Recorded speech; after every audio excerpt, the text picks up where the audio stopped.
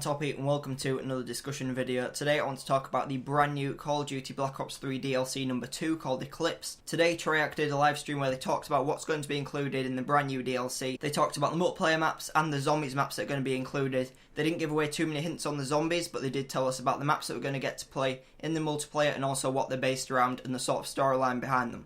I was actually planning on doing this video before they even announced they were going to do the live stream. I was going to talk about what I wanted to see in the brand new DLC, but since it is out, I'm just going to talk about my opinions on what is included in it. So as usual, we're going to see 4 new multiplayer maps being included. These 4 new maps are Spike, Rift, Knockout and Verge. And then we're going to see... God, I need this up. I need this up. I can't do this one without it. Where is it? Where's this awful name? There we go. And we have the zombies map included called Zetsubu no Shima. Random name. Don't know why they chose that. They just want to make us not be able to say them, like in Der Eisendrache. Everyone struggled with that one when it first came out. But yeah, it seems like a pretty decent map. They only showed us the cinematics for it on the opening of the game. So they didn't actually show any gameplay, didn't really show us what the map looks like. There are a couple of screenshots of what the map does look like in a few sections, but we don't really see that much of how it will play out.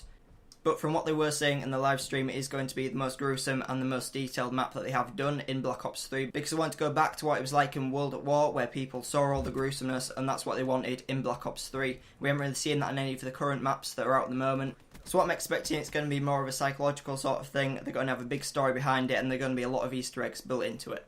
If you didn't see the live stream or the trailer, what they did was they opened up on a ship and they were fighting over the key. I haven't really kept up with the storyline for the zombies, but there is this key that opens the portal into all of the fantasy stuff that goes on. And Takeo was holding the key and all the Germans were trying to fight over it. They're on a ship in the middle of the sea, so I think they were transporting them over to Zetsubo Nishima, where they were going to keep them hostage or keep them prisoner or something. The lead zombies director was also talking about how it's going to be linked in with Shin Onuma, and you'll see all the characters back in there. And I do really like that the zombies is linked in heavily with the World at War style. But going back to the 4 maps is going to be included in the multiplayer as part of this DLC number 2 called Eclipse. The first one I said is called Spire, and the description of Spire says that Spire takes multiplayer combat to a futuristic suborbital airport, terminal set high in the clouds, multiple levels and open areas promote intense mid-range combat around a clean, high-tech environment. Watch your step because one wrong move might send you plummeting back down through the stratosphere. So basically what Spire sounds like is you're on a floating platform, you've got a lot of different routes, you'll have a lot of different levels and you will also have a lot of quite open spaces, so this will be a good one for the snipes I'm expecting because you will be able to get those long range and jumping shots onto the enemies. Map number 2 is Rift. Head to the core of a harsh futuristic military complex set high in an active caldera? What is that? I think it's a volcano, I'm pretty sure I heard them talk about a volcano. Rift funnels and forces tight intense engagements where the only way through is forward. Utilise the unique core movement opportunities to outsmart and outplay enemies as you traverse and suspend the rail system. So I think what they're trying to do with Rift is trying to make the most of the core movement abilities, which are the jumps, slides and wall runs that they do have in Black Ops 3. And they're just trying to make this the map where you can use them the most. From the livestream I heard them talking about that there is no way around the enemies. They talked about having soft flanks, where you would have flanks but you will always meet an enemy around there because they aren't that good flanks. You will always find an enemy even if you do try and push for the flank and avoid the enemies. Because this map does always try and funnel you into the centre where you will find all the gunfights and you will always spawn near enemies. This is going to be a pretty fast-paced map. I'm expecting it's going to be really good for the submachine guns and fast-firing ARs. Maybe good for the snipers if they want to quick scope.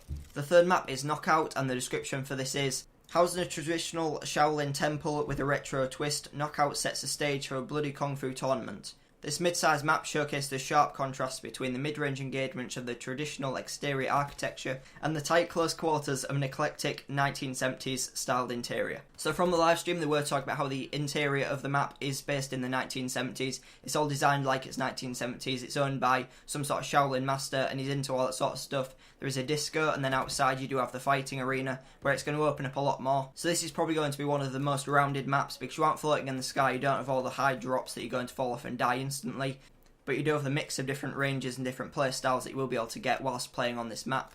And I'm assuming they will have built in ways that you can use the core movement abilities as well. And finally, map number 4 is Virgin. This is the one that I got the most excited about because it's a remake of a World at War map. The description of it is: in this reimagination of the classic World at War map Bonsai, Verge drops multiplayer combat into the centre of a distant, post-apocalyptic future where two warring factions are entrenched in constant battle. Take control of the key bridges, fortresses, tunnel systems and waterfalls as you engage in high-speed action throughout the medium-sized map. I didn't really play World at War that much. I wish I had, but when it came out I wasn't really that into Call of Duty at the time. But I do remember vaguely playing on Bonsai and remember it was a great map because it does have that really good choke point on the bridge where everyone gets funneled into. I'm expecting this to be quite a big popular sniping map just because you do have that funnel point where all the enemies will go to. But I'm just really excited that they are bringing back a World at War map because everyone wanted World at War to be remade. Everyone wants COD 4 to be remade just because they were the two best games in my opinion. I'm hoping that in the following two DLCs after Eclipse we are going to see more returns of the World at War maps and also some Modern Warfare 1 maps too. So I think Bonsai is going to be quite an interesting map to play just because it is saying about all the waterfalls, the bridges and the tunnel systems. So it is going to be quite a mixed up map. You are going to have quite a few different routes to take. It's not going to be clear cut. You are going to have a lot of flanking routes, so you need to be watching your back a lot. And especially with these movement abilities, it does mean you can get across the map extremely quickly. Back in World at War you couldn't move that quickly, so it didn't really matter that there was all those different lanes that they could flank around because you would have time to get there before they could.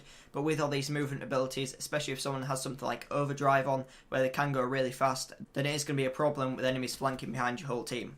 But they are all the multiplayer maps and the zombies maps that have been announced today in the Eclipse live stream. I'm really looking forward to this DLC coming out. I'll of course be covering all of it, hopefully on day one. I'll be covering all 4 of the maps and the zombies map, hopefully as soon as they do come out. And the day that it is being released is April the 19th, so I'm really looking forward to that date to get playing on it. But thank you for watching. Let me know what you think of these DLC in the comments down below.